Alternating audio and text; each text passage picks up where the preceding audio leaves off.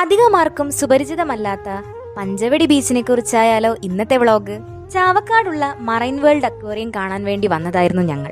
കണ്ടു കഴിഞ്ഞിറങ്ങിയപ്പോൾ പഞ്ചവടി ബീച്ചിലേക്ക് എല്ലാവരും പോകുന്നത് കണ്ടു. പഞ്ചവടി ബീച്ചിലെ ഒരു മനോഹര സായാഹ്നമായിരുന്നു അന്ന് ഞങ്ങൾക്ക് കിട്ടിയത്. മുൻപ് പഞ്ചവടി തീരത്ത് മുട്ടയിടാനായി വന്ന കടലാമയുടെ ദൃശ്യം നിങ്ങൾക്ക് ഓർമ്മയുണ്ടോ?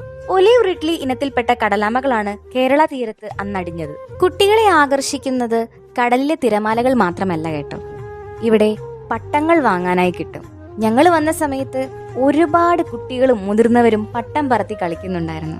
സത്യത്തിൽ എനിക്കത് വാങ്ങി ചെയ്യണമെന്നുണ്ടായിരുന്നു, പക്ഷെ പട്ടം പറത്താൻ അറിയില്ല, അതുകൊണ്ട് ഞാൻ വാങ്ങിയില്ല. ബീച്ചിലേക്ക് നടന്നു കയറിയപ്പോൾ ഞാൻ കരുതിയത് തിരമാലകൾ മാത്രം എണ്ണി കുറെ നേരം ഇരിക്കാമെന്നായിരുന്നു. എന്നാൽ എൻ്റെ എല്ലാ ധാരണകളെയും തെറ്റിച്ചു കളഞ്ഞു.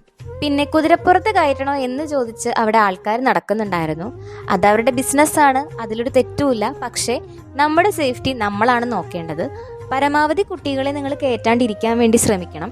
ഞങ്ങൾ ചെന്ന സമയത്ത് ഒരാൾ കുതിരയുടെ പുറത്ത് കയറി പോകുന്നുണ്ടായിരുന്നു. കുതിരയുടെ മൂട് എങ്ങനെയായിരിക്കുന്നു നമുക്ക് പറയാനായിട്ട് സാധിക്കില്ല. കുതിര ഒന്ന് കുതിറിയ സമയത്ത് അയാൾ താഴെ വീഴേണ്ടതായിരുന്നു. ജസ്റ്റ് മിസ്സിന് അയാൾ രക്ഷപ്പെട്ടതാണ്. അപ്പം അതുകൊണ്ട് മുതിർന്ന ആൾക്കാർക്ക് ചിലപ്പോൾ കുറച്ച് ബാലൻസ് ഒക്കെ കിട്ടുമായിരിക്കും. കുട്ടികളെ പരമാവധി കയറ്റാതിരിക്കാനായിട്ട് നമ്മൾ ശ്രമിച്ചാൽ കുട്ടികൾക്ക് വരുന്ന അപകടങ്ങൾ നമുക്ക് ഒഴിവാക്കാനായിട്ട് സാധിക്കും കേട്ടോ. ടാപ്പിക്കുട്ടനാണെങ്കിൽ കടലിൽ നിന്ന് വരുന്നേയില്ല. അപ്പാപ്പനെയും കൂട്ടി കടലിലോട്ട് പോയിക്കൊണ്ടിരിക്കുകയാണ്. അമ്മയാണെങ്കിൽ പേടിച്ചിട്ട് അച്ഛനെ ഇങ്ങോട്ട് തിരിച്ച് വിളിച്ചുകൊണ്ടിരിക്കുകയാണ്. അച്ഛനാണെങ്കിൽ തിരിച്ചു കയറാൻ പറ്റുന്നില്ല. ടപ്പിക്കുട്ടൻ തീരെ സമ്മതിക്കുന്നില്ല. അവന് വെള്ളത്തിൽ തന്നെ ഇറങ്ങണം. മാത്രല്ല ഓപ്പൺ റെസ്റ്റോറന്റ് ഒക്കെ അവിടെ ഉണ്ട്. പഞ്ചവടി ബീച്ചിന് മറ്റൊരു പേര് കൂടി ഉണ്ട് കേട്ടോ, മിനി ഗോവ എന്നാണ് അറിയപ്പെടുന്നത്. വൈകുന്നേരങ്ങളിൽ വളരെ കളർഫുൾ ആണ് ഇവിടെ.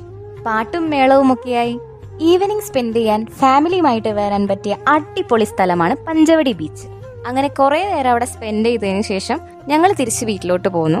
ഏതെങ്കിലും ഒരു ഈവനിങ് നിങ്ങളും ഫാമിലി ആയിട്ട് ഇങ്ങോട്ട് വായോ. ഫാമിലി ആയിട്ട് ഉല്ലസിച്ചിരിക്കാൻ പറ്റുന്ന നല്ലൊരു നിമിഷങ്ങളായിരിക്കും കേട്ടോ നിങ്ങൾക്ക് ഇവിടെ നിന്ന് കിട്ടുന്നത്. അപ്പോൾ മറ്റൊരു വീഡിയോ ആയിട്ട് കാണുന്നത് വരെ ടാറ്റാ.